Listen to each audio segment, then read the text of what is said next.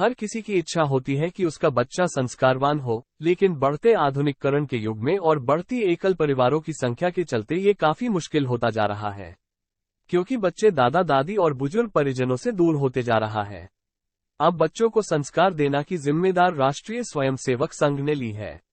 जी हाँ, संघ अब बच्चों को अनुशासन के साथ साथ संस्कार भी देगा। संघ बच्चों को रामायण, गीता और भागवत के पाठ भी पढ़ाएगा। संघ गर्भ से ही बच्चों में संस्कार के बीज डालेगा। आपको बता दें कि राष्ट्रीय स्वयंसेवक संघ आरएसएस से संबद्ध संवर्धिनी न्यास ने शिशुओं को गर्भ में ही संस्कार एवं मूल्य सिखाने के उद्देश्य से गर्भवती महिलाओं के लिए गर्भ संस्कार नाम से एक मुहिम शुरू की है। इसकी जानकारी न्यास की राष्ट्रीय संगठन सचिव माधुरी मराठे ने दी। उन्होंने बताया कि स्त्री रोग विशेषज्ञों, आयुर्वेदिक चिकित्सकों और योग प्रशिक्षकों के साथ मिलकर न्यास एक कार्यक्रम की योजना बना रहा है, जिसमें गर्भ में शिशुओं को सांस्कृतिक मूल्य प्रदान करने के लिए गर्भावस्था के दौरान गीता एवं रामायण का पाठ और योगाभ्यास किया जाएगा। मराठे ने कहा कि यह कार्यक्रम गर्भ में मौजूद शिशु से 2 साल की उम्र तक के बच्चों के लिए चलाया जाएगा और इसके तहत गीता के श्लोकों और रामायण की चौपाइयों के जाप पर जोर दिया जाएगा। गर्भ में 500 शब्द सीख सकता है बच्चा। राष्ट्रीय आयोजन सचिव माधुरी मराठे ने कहा कि महिलाओं को प्रेगनेंसी में ही बच्चों को संस्कार देने का काम शुरू कर देना चाहिए। उन्होंने बताया कि मां के गर्भ में एक बच्चा 500 शब्द सीख सकता है। यह अभियान महिला की प्रेगनेंसी से शुरू होगा, जो बच्चे की उम्र 2 साल होने तक चलेगा। इस अभियान के जरिए 1000 महिलाओं तक पहुंचने की योजना है। माधुरी मराठे ने जीजाबाई का उदाहरण देकर बताया कि कैसे उन्होंने एक लीडर को जन्म देने के लिए प्रार्थना की थी।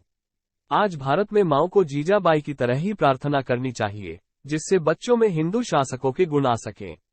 एम्स के एनएमआर विभाग की प्रमुख डॉक्टर रामा जयसुंदर ने कहा कि विकलांग और ऑटिज्म के साथ पैदा होने वाले बच्चों की संख्या बढ़ रही है। ये उन पेरेंट्स के साथ होता है जो आर्थिक रूप से मजबूत होते हैं और आरामदायक जिंदगी जीते हैं। जब कोई कपल बच्चे के बारे में सोचता है, तभी गर्भ संस्कार कार्यक्रम शुरू हो जाता है।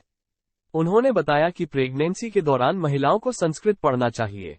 गर्भ संस्कार से बदला जा सकता है बच्चे का डीएनए। जयसुंदर ने दावा किया कि सही गर्भ संस्कार करने पर गर्भ में बच्चे का डीएनए भी बदला जा सकता है। उन्होंने कहा कि देश में अपराध बहुत ज्यादा है।